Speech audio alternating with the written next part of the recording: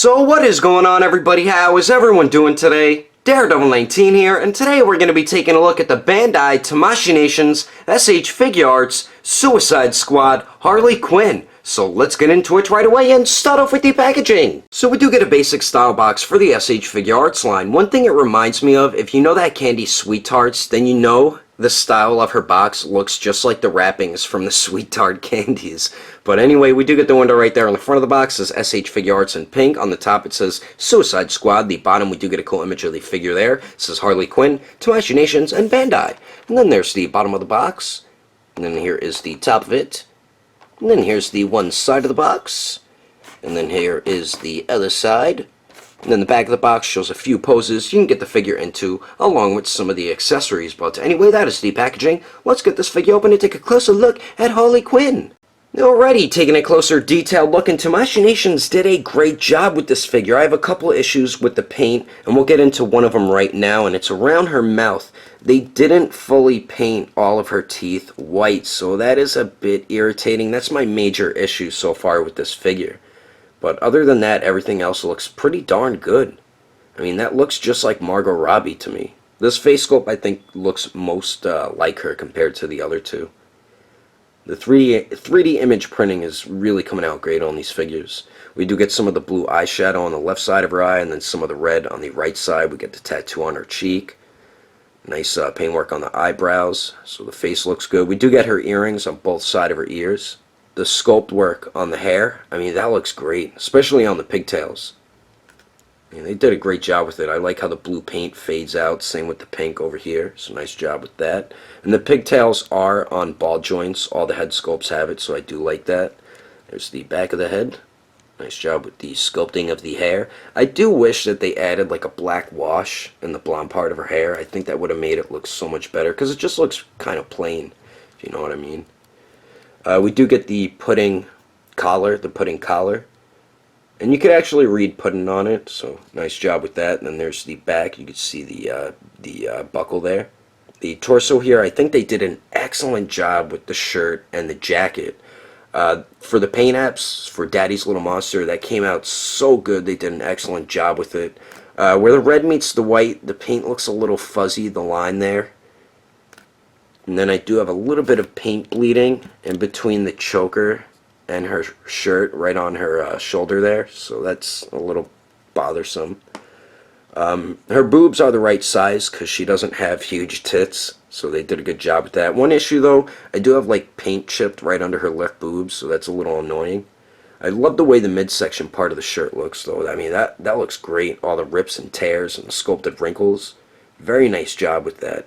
And we get the skin tone painted underneath. That looks pretty good. And then we get these like black straps going around her shoulders down the side of the torso. I don't know if that's supposed to connect to her holster, and her holster is connected to the inside of her jacket, which I do like that they did that, but I don't know if that's what those are for. I do like that they sculpted the gold button looking things on there though. And I do have a little bit of red paint bleeding on the skin tone right there, so that's a bit irritating. And the sculpt of the jacket really looks beautiful on this figure, especially the sculpted wrinkles on the sleeves. I mean, that looks great. And the other side, very nice sculpt work. And then we do get the gold spike bracelets on each side. And then she also has like a black bracelet on this side. So nice job with that. And then the back of the jacket, we get these gold lines going down these sides on the sleeves. Very nice sculpt work on that tiny detail right there.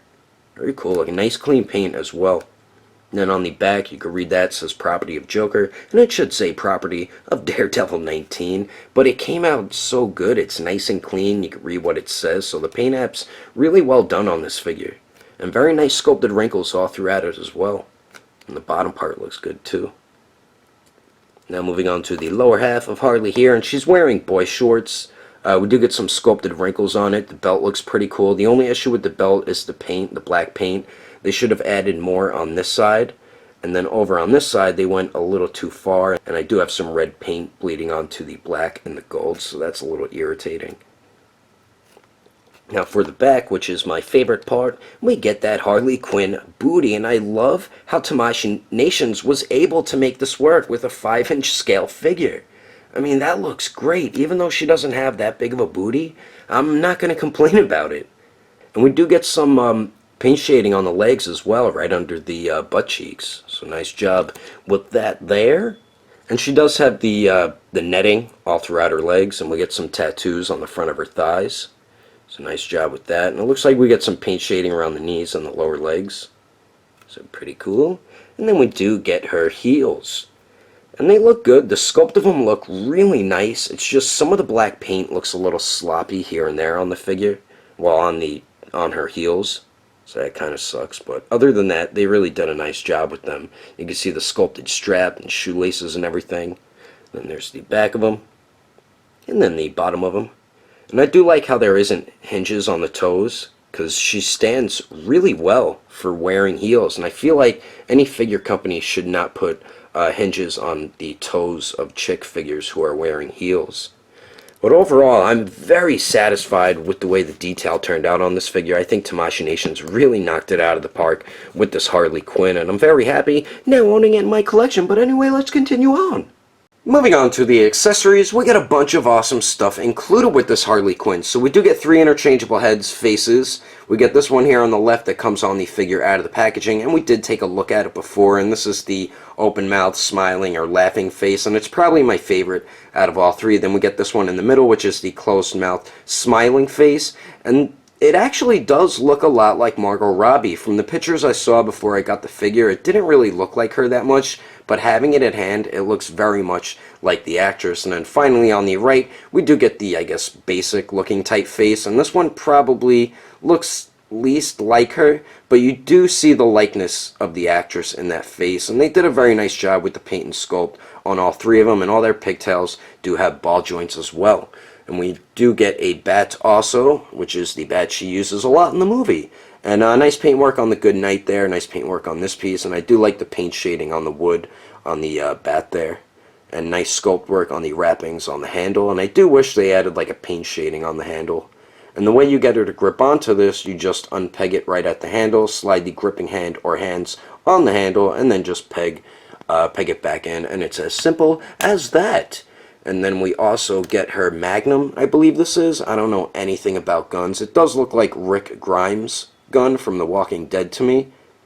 But very nice sculpt and paintwork on it. I think it looks dope. I like all the gold paint throughout the black. I think that looks pretty cool. Nice sculpt work on the handle. Missing a little bit of paint right there on the beige, and then up over there as well.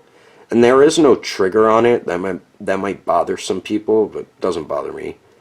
So we do get that, and then we finally get 7 interchangeable hands. So we do get a right trigger finger hand, which is for the gun, of course, and all the bearskin hands do have a gold ring on the pointer finger. We do get a pair of bitch smack open hands. We also get a pair of gripping hands, which is for the bat, and then we finally get a pair of open resting hands. And one thing I gotta say about interchanging the hands, they are a little difficult getting off the ball joint. And when you're trying to take them off, the ball hinge splits in half and the ball joint comes off in the hand, so that gets a little frustrating and annoying. But anyway, that is all the accessories included with Harley Quinn. Let's keep moving on with the rest of the review. Also, forgot to mention that her pistol fits in her holster perfectly. I mean, it fits in there great, so I do like that. And another thing, the peg on my bat broke, so be very careful with yours. And lastly, all the interchangeable hands, for some reason, the ball peg insert is on an angle, and it makes all the hands extremely difficult to interchange. That's probably the one thing that bugs me the most about this figure. But anyway, continuing on. Now for the height of Harley Quinn, it looks like she stands about 5 inches and 3/4 of an inch tall, and then here she is compared to the Mafex Dawn of Justice Armored Batman, the Mafex Dawn of Justice Batman, the Mafex Suicide Squad Joker, the Mafex Dawn of Justice Wonder Woman, and the Mafex Dawn of Justice Superman. And then here she is compared to the SH Figuarts Injustice Harley Quinn and the SH Figuarts Age of Ultron Black Widow. And then here she is compared to the SH Figuarts Awakened Warrior Super Saiyan Goku and the Mezco 112 Collective Shadowland Daredevil. Anyway, there's some quick comparisons. Let's keep moving on with the rest of the review. So now for the articulation, we do get 2 points at the neck. So the upper neck joint, she can only look up about that much, so that is a little disappointing, but she does look down a little bit better. We do get some pretty good pivot up there, and it also swivels. The lower neck joint, only a tiny bit of forward and back movement. Pretty good pivot, and it swivels as well, so we do get some alright movement at both those neck joints. The pigtails both are on ball joints, so you can move them all around, and then they do swivel, so I do like that. We do get a point of articulation at the torso under her boobs. She goes forward about that much, and then back about that much, gets hindered by her coat, of course. Do get a tiny bit of pivot up there, and it also swivels. Now, we don't get a waist joint, we get it somewhere under the shirt, and I love how they work that articulation in, because they hide it very well, and it doesn't break up the sculpt around the waist. So the lower torso joint goes forward about that much, and then back about that much. Do get nice pivot there, and it only swivels a tiny bit. Now for the arms here, we do get a nice butterfly joint, so you could pop the arms forward. Pretty decent amount, so I do like that they put that joint in there. Then we do get a very nice joint in the arm here, so you get a great circular motion out of the arms, so I do like that. And then the arms go out to the sides a lot more than 90 degrees, so that's good. They do go up and down. No bicep swivel, so you will have to use it at the shoulder. Single bend at the elbow, that bends in almost all the way, so that's good. Then we do have a ball hinge at the wrist, so it does swivel and hinges back and forth. Now for the legs here, she could kick forward about 90 degrees. Her boy shorts are like a softer rubbery type plastic, so it really won't hinder too much articulation.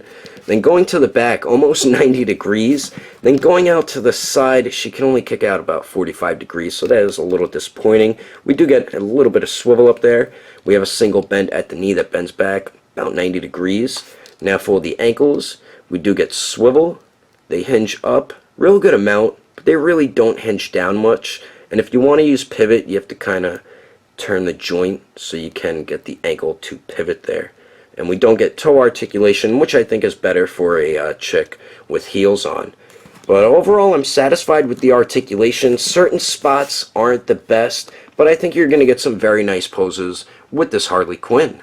But anyway, that is my review of the SH Figuarts Suicide Squad Harley Quinn. Hope you enjoyed it. And if I had to rate this figure between a 1 through 10, I would give this Harley Quinn a solid 8. If you would like to know the price and where to buy this figure, you could head over to Agelessgeeks.com. I know when this figure releases in the US, he will be the first retailer to have this in stock. I will put more information in the description below. And if you would like to support the channel, don't forget to subscribe and click on that bell icon. And if you liked it, give it a thumbs up. If you didn't like it, just give it a thumbs up anyway because of Harley Quinn's booty. But thanks for watching. I will see you later.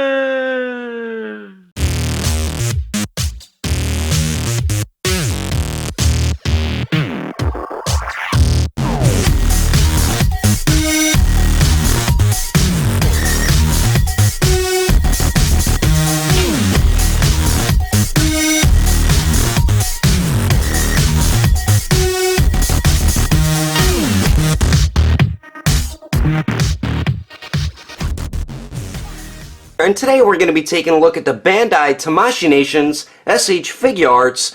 Oh damn. So we do get a basic style box for the SH Figuarts line. We do get the The pink and the blue looks just like the wrappings from a Sweet Tarts candy. So that's actually pretty funny. Actually, it's not. And then the other side. And then the back of the bottle looks... oh damn. She crunches forward about that much, which is pretty good, and then goes back about that much, gets hindered a little bit by her coat, and the joint popped off on me again. And the SH Figuarts Age of Ultron Black Widow, and then there, wanted to mention a couple more things. I forgot to say that her, also forgot to mention that her gun fits in her holster. What? And we get this one here on the left that comes on the figure out of the package, which is the laughing or open smile, I guess, type face. And we are ready to, oh damn.